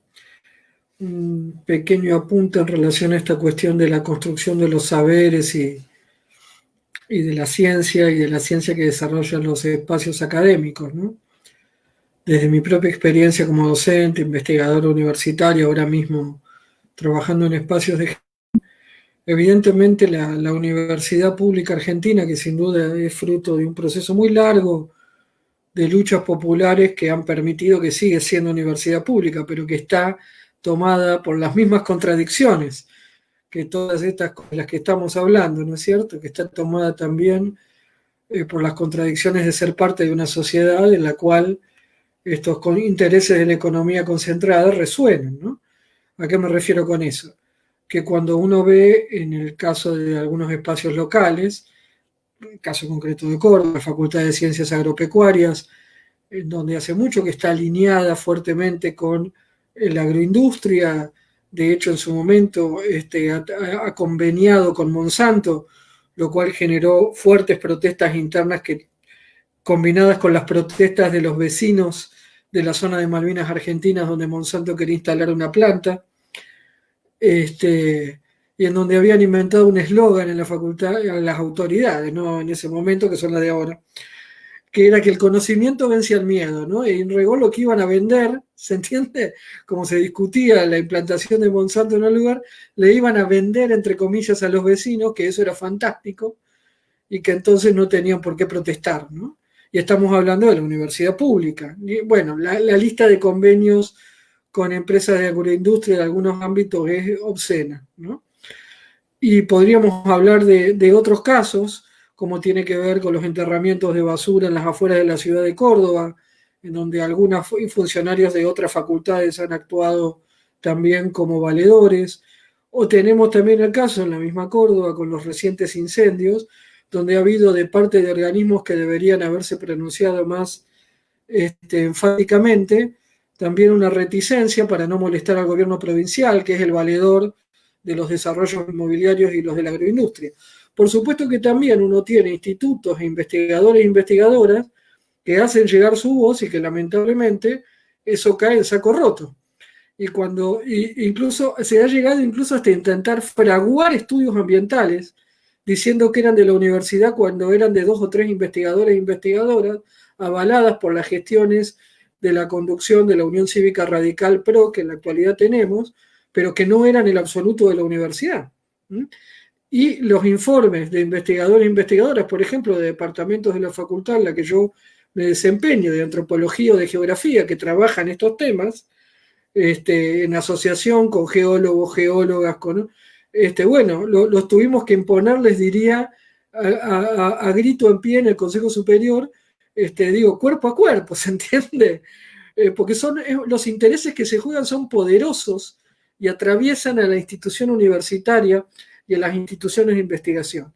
Entonces yo esto no lo quiero dejar de hacer notar, primero porque lo vivo en carne propia y puedo decirlo en primera persona, y además porque uno ahí ve el problema estructural que tenemos, que atraviesa los poderes del Estado, las instituciones de ciencia y técnica y los modelos de explotación económica y por supuesto de explotación social, y que tienen alto impacto político porque obviamente en un Estado que lamentablemente defiende estos intereses de modo estructural, en muchas ocasiones lo que encontramos es que los cuerpos normativos se llenan de buenas intenciones, pero hasta ahí llegan. Otro ejemplo se podría tomar en la provincia de Córdoba respecto de las leyes de monte nativo, ¿no? Lo que quiero de la ley de bosque famosa. Lo que quiero decir es que de esto que ustedes explican, por supuesto, con mucha solvencia, uno está encontrando, particularmente desde el ámbito que yo me desempeño, con una enorme cantidad de muestras concretas, ¿no? Entonces es evidente la importancia de poder pensar este problema en sus manifestaciones específicas y en su dimensión estructural, en donde claramente hay un sistema económico-social que ahoga cada vez más las posibilidades de una salida en sus propios términos y que evidentemente nos exigen todas esas escalas transformaciones de raíz, ¿no? Tenemos, como para ir, digamos, acoplando esta intervención ya con la palabra de cierre que quieren ir dando ustedes, ahí pregunta Ariel Efting si las quemas de los pantanales brasileros tienen algo que ver con las quemas de los humedales en Argentina, y hay un saludo y un elogio de la respuesta de Claudio por parte de Natalia Delgado Vélez. Los dejo entonces con esta inquietud de Ariel, y si quieren ustedes tomar una palabra para ir hacia el cierre y bueno, y ya haremos lo propio desde la moderación. Bueno, tienen ustedes la palabra para ir ya, entonces, concluyendo este encuentro ciertamente muy productivo. Bueno, voy a hacer las dos cosas entonces y también aprovecho para agradecer una vez más, no solamente a vos, Flavia, sino también a Fernando. Yo soy un admirador del trabajo que él viene desarrollando eh, y en un marco de adversidad también, ¿no? Entonces, doblemente meritorio para mí. Eh, yo no pienso que todo pasado fue mejor, ni que todo pasado fue peor. Eh, y, y cuando hay una persona que es inteligente, normalmente la desdicha tiene un potencial didáctico, pedagógico, como decía Sábato. El mismo Demócrito decía que la desdicha vuelve sensatos a los necios. Sí, yo diría, si son inteligentes, o son medianamente inteligentes. Y ojalá sea nuestro caso. Nuestros problemas tienen solución, no van a resolverse de un modo rápido y mucho menos de un modo mágico.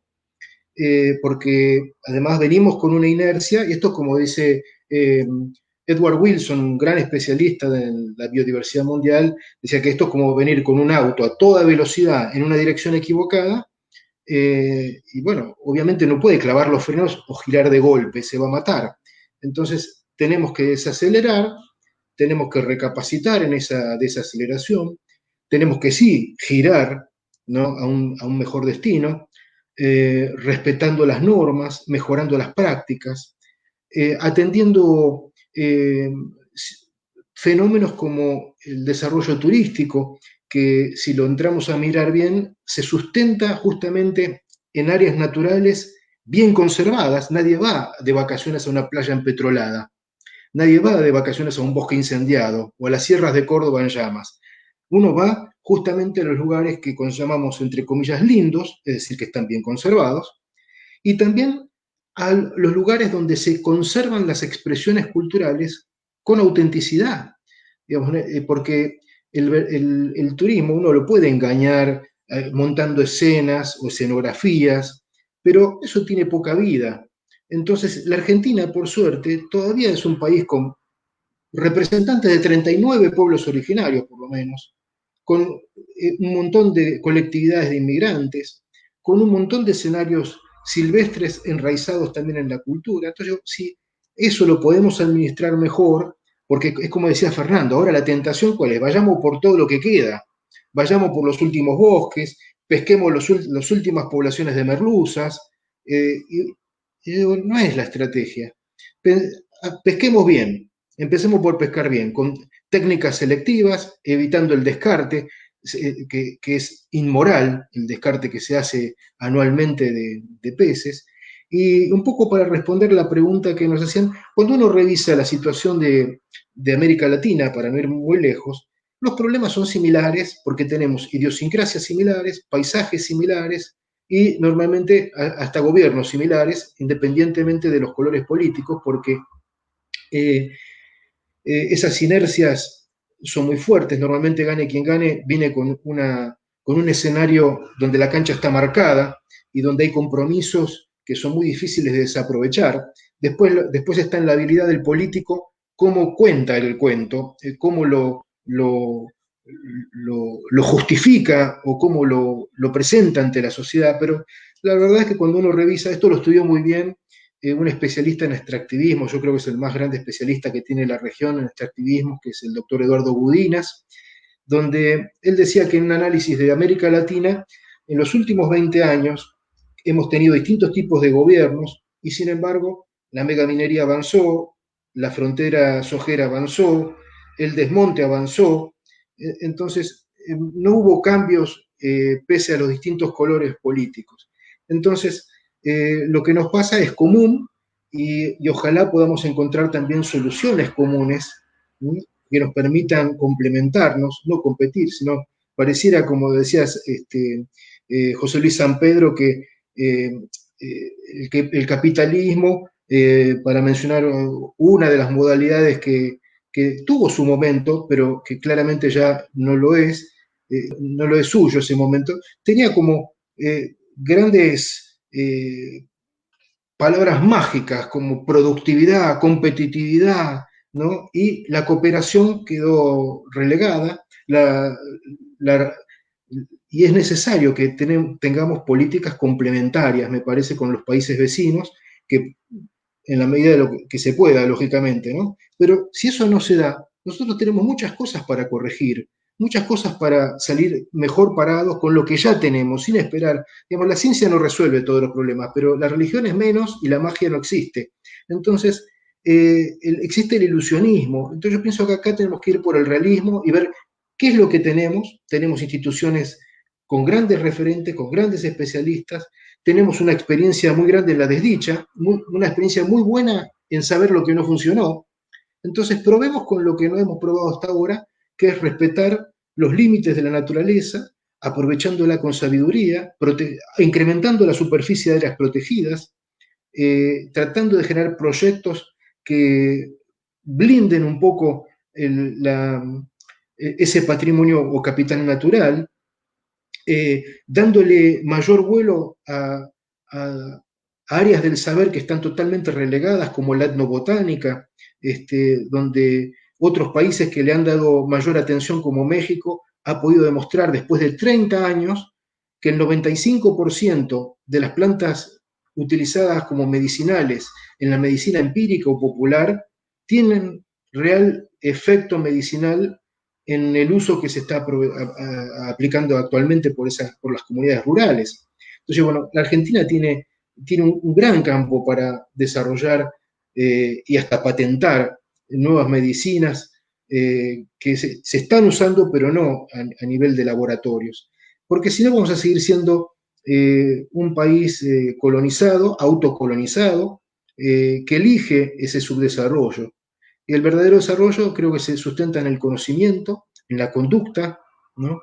Y tenemos potencial ahí, tenemos potencial. Yo veo, digamos, yo doy clases porque creo que, como vos, Flavia, digamos, soy docente, porque confío y tengo la certeza que la educación nos permite ser menos malos o ser un poco mejores o más virtuosos. Si no sirve para eso, tendríamos que revisarla.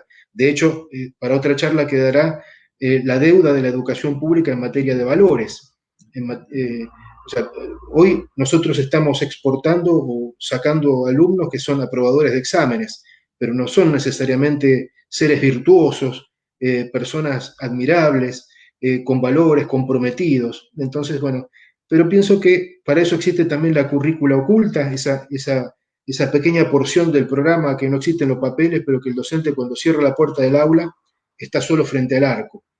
Entonces yo creo que hay muchas personas que están solas frente al arco en distintos campos de la vida pública, desde la función gubernamental hasta una ONG, una empresa, un aula, un templo religioso. Entonces, bueno, lo importante es que podamos, cada uno desde lo suyo, desde el periodismo, desde la política, ser militantes del sentido común, de la solidaridad, de la austeridad, porque en época con tantos pobres, uno no es austero, es inmoral.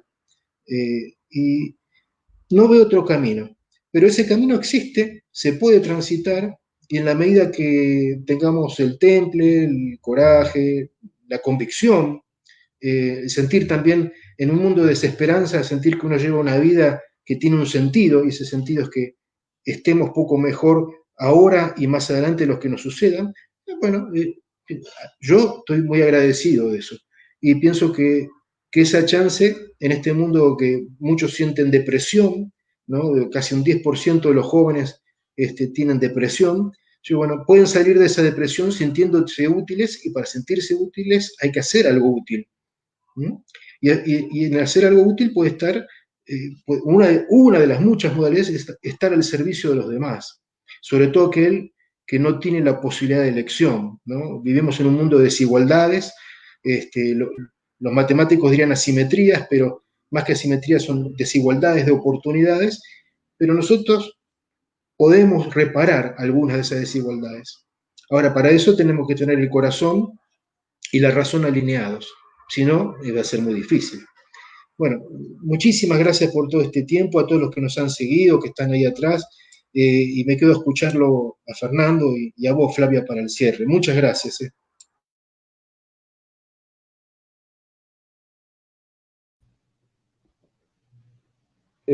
Bueno, muchas gracias, Claudio. La verdad que hacia Claudio no tengo más que palabras de agradecimiento. Él es un gran referente y un pensador también, un ideólogo, ¿no?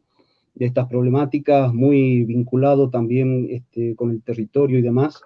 Eh, yo pienso que personas así son muy importantes, porque Claudio bajo ningún punto de vista hace una disrupción nunca con la realidad, siempre está presto a ayudar a investigadores jóvenes a vincularse con problemas territoriales que también tienen un marco de problemática política, siempre.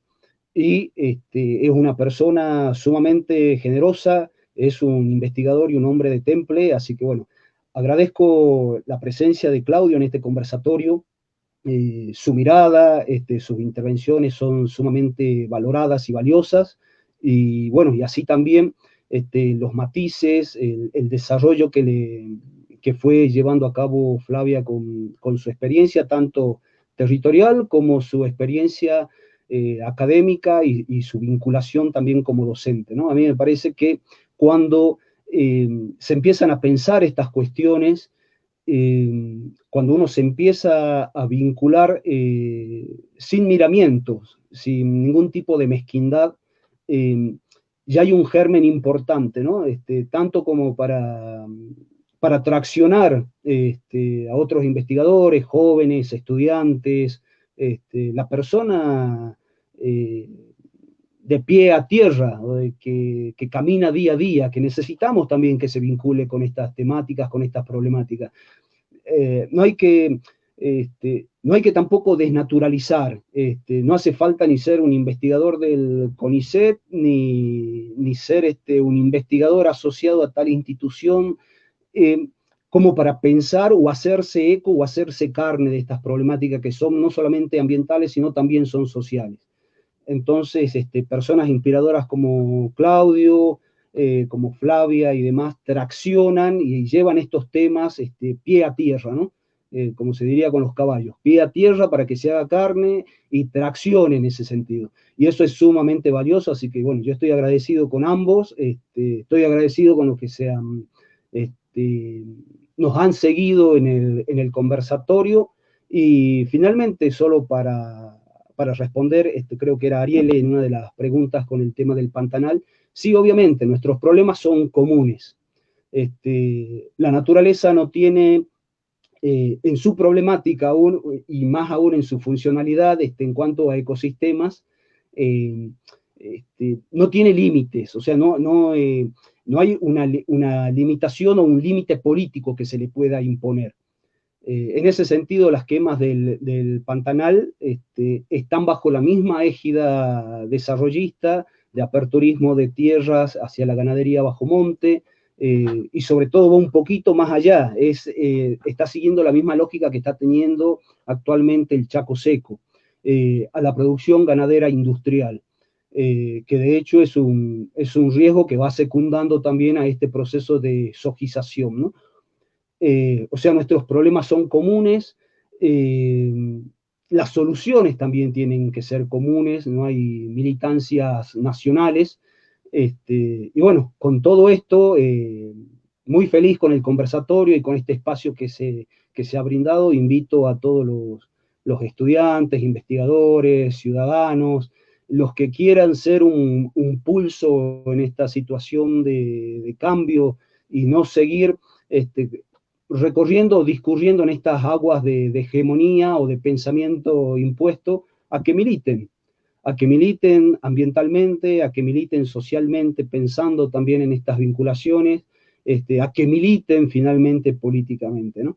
Y dentro de este marco, bueno, el que se sienta contenido, lo invito a la corriente socialista militante, a que se sume, y a que estos temas se hagan carne, a que estos vínculos no decaigan. Y bueno, muy agradecidos por el conversatorio y agradecido con ustedes dos, así que bueno, espero que dentro de este marco podamos haber respondido algunas inquietudes, ¿no? Bueno, muchas gracias. Bueno, antes de dar los agradecimientos que son aquí no de rigor, sino muy, muy merecidos, leo algunas de las últimas intervenciones que creo que para ser leal a la idea de conversatorio, hagamos ingresar también en el cierre, ¿no? Aquí Claudia Gota nos dice, no hay que soslayar el papel del saber, porque gran parte de lo que hoy sufrimos tiene que ver con la externalización de la naturaleza respecto a la sociedad, que es lo que nos enseñan desde que ingresamos a la educación formal. Por eso es posible la mercantilización de la vida, y la universidad es el peor de los niveles. Por eso se siguen repitiendo los conceptos impuestos por los organismos internacionales, por ejemplo, conceptos como cambio climático y sostenibilidad, que lejos de lo que proponemos desde la Via Yala, donde hablamos de calentamiento global y de sustentabilidad. Y no es una mera cuestión discursiva, pensamos desde otros lugares y junto a los pueblos. Felicita la actividad y dice es necesario y urgente seguir pensando la crisis ambiental con la complejidad que merece su abordaje, ¿no? Coincidiendo con la importancia de abordar el problema educativo, como plantea Claudio, y ponderar lo urgente y necesario de una educación ambiental para todos los niveles. Patricia Peroch dice un tema importantísimo, la crisis ambiental que atraviesa el planeta y que toca la industria, comercio, agricultura, empresas, educación, residuos, transporte, sustentabilidad, sostenibilidad, disculpen. Bueno, este tema del ODS, que si no me acuerdo tiene que ver con la idea de desarrollo sustentable, legislación, gobernanza, cultura. Ojalá puedan repetir conversatorios de esta naturaleza y profundizar cada uno de estos temas. Excelentes ponentes por el moderador. También una felicitación para Claudio, aquí de María José y de Río Negro. Y también Lisandro felicita el conversatorio y felicita a estos camaradas. Dice, el capitalismo quiere destruir el medio ambiente, pero los trabajadores y el pueblo de a pie le va a dar la pelea. Bueno, por supuesto, un agradecimiento enorme a Fernando y a Claudio. Sin duda es siempre no solamente un placer, es una necesidad poder encontrar razones a aquellas causas, a aquellas luchas con las que como personas y como colectivo nos identificamos, y poder también encontrar formas de compromiso que nos permitan argumentar, discutir y colectivizar los saberes con una lógica que justamente se oponga a la lógica de destrucción, de extractivismo y de atomización o individualización de los intereses, y proponga en cambio la idea de la circulación, de la construcción colectiva y de las luchas comunes, que evidentemente son aquello que nos interesa, ¿no? De parte muy agradecida y muy satisfecha, en el sentido que una ahora siempre de alguna manera le interesa a escuchar. Acá hay amenazas de expulsión, así que ante eso vamos luego de hacer estos elogios que, reitero, no son ociosos sino necesarios.